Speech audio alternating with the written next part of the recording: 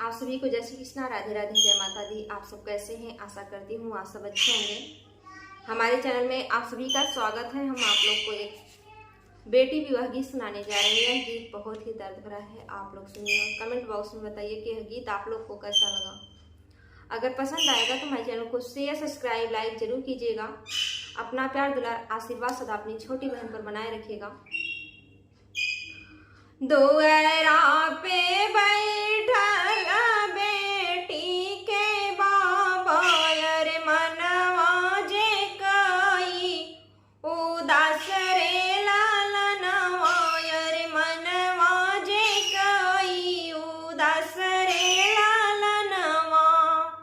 दुअरा पे बैठल बेटी के बाबा, रे बेटी के बाबा, अरे मनवा जे कई उदास रे लालनवा, अरे मनवा जे कई उदास रे लालनवा।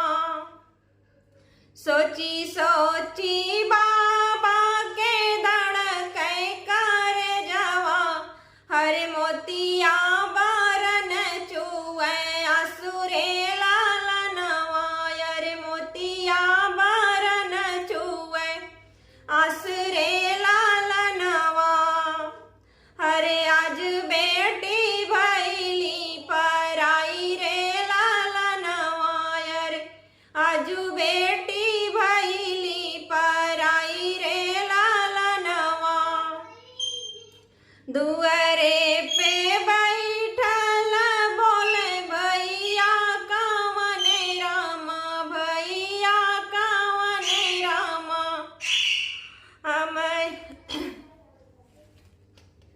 दुअरे पे बैठल बोले भैया कवने रामा, भैया कवने रामा।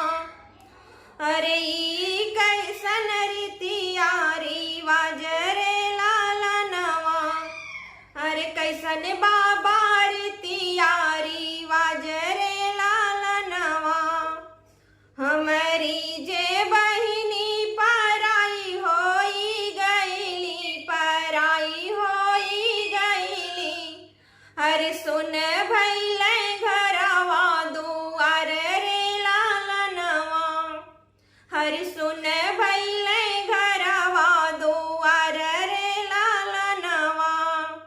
के करे ही संग में खेलबई कूदबई, हर के करे संगवा करबई भोजन रे लालनवा, हर के करे संगवा करबई भोजन रे लालनवा। के करे ही संगवा में खेलबई कूदबई, हर के करे संगवा करबई भोजन रे लालनवा। कवने बहिनिया के आज हम बोलउबै, अरे आज हम बोलउबै, अरे मोरी बहिनी भैली पराई रे लालनवा, अरे मोरी बहिनी भैली पराई रे लालनवा। तनी वचन सुनी बाबा जे बोले, अरे बाबा जे बोले, अरे सुना बेटा अरज हमार रे लालनवा, अरे सुना बेटा अरज हमार रे लालनवा। अरे काहे बदे मनवा उदास रे लालनवा, अरे काहे बदे मनवा उदास रे लालनवा। बेटा जे जन्म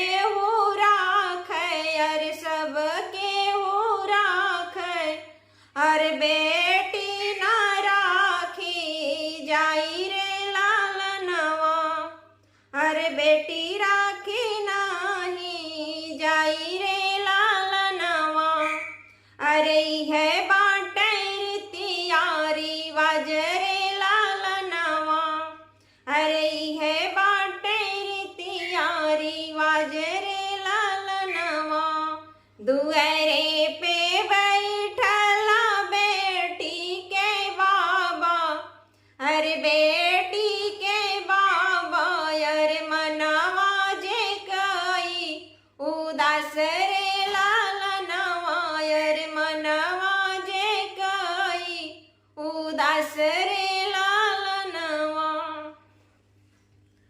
यह गीत आप लोग को कैसा लगा कमेंट बॉक्स में जरूर बताइएगा। बहुत ही दर्द भरा गीत है। फिर मिलेंगे अगले वीडियो में अगले गीत के साथ। तब तक के लिए जय श्री कृष्णा, राधे राधे, जय माता दी।